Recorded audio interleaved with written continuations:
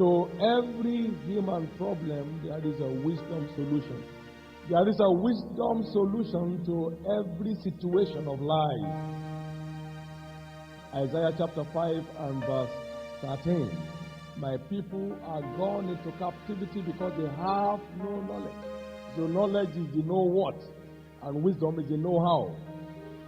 Getting the best out of what you know, because you know how it applies. That's wisdom. Someone met me sometimes and shared something with me, and I said, you don't have a problem. Get back to the man. I'm prostrate for him. It ended there. Just one thing.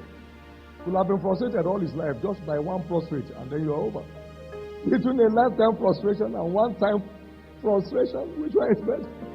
To every question, there is a wisdom answer.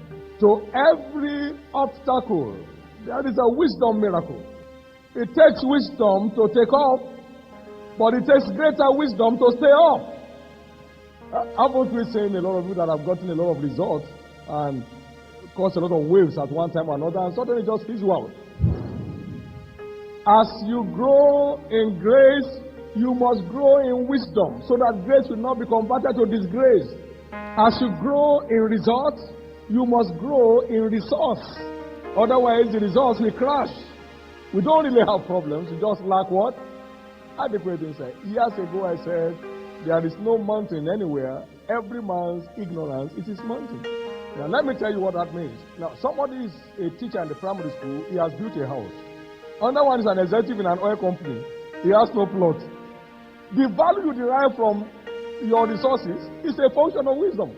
What you have is not as important as how best you handle what you have in getting what you desire.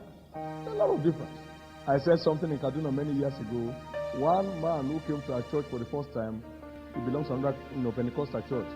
When he had me announce that by next Sunday there will be roof on your head, he said, this man can lie. What method will ever be used under heaven to make roof come upon people's head between this Sunday and next Sunday? This crowd of people. So the following Sunday was coming to see the light. By the time he came, behold, there was roof everywhere. Now, I didn't tell you what kind of roof. I said, by this coming Sunday, there will be roof. So, roof has many forms, and whatever is the roof must be the roof. Now, listen, we built a church with less than 30,000 naira with the northern mat we call Zana, tied it with rope, and everybody sat under that holy assembly without any scorching heat having access. All was done in a week. There is a vow not to borrow, so there must be the width to put what you have to work to get the result you desire. We are combating the sun, we are not combating the rain. So all we need is a shed, just like you have the canopy of a tree giving you a shield against rain. We can use the mat to get that result. We do. So if you can think enough, what you have is enough. Why are you pricing things you don't have any means to buy? To put yourself under more pressure, so your blood pressure can rise. You don't have money for one bedroom, you are pricing 3-bedroom house. I've never prayed over house rent in my life. I don't rent any houses that needed prayer. The houses I have ever rented, they are prayerless houses. They don't need prayer to pay.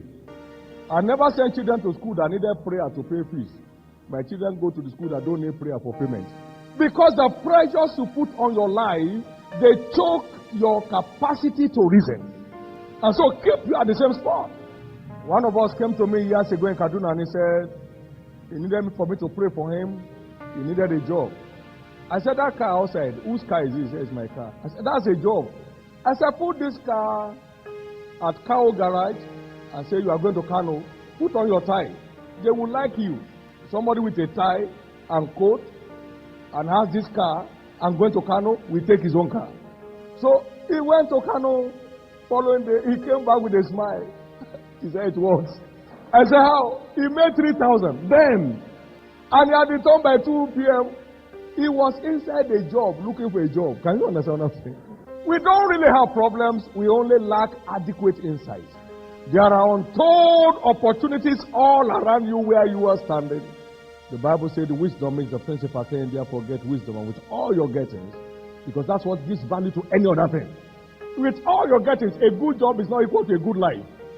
It is wisdom that gives value to every other virtue of life.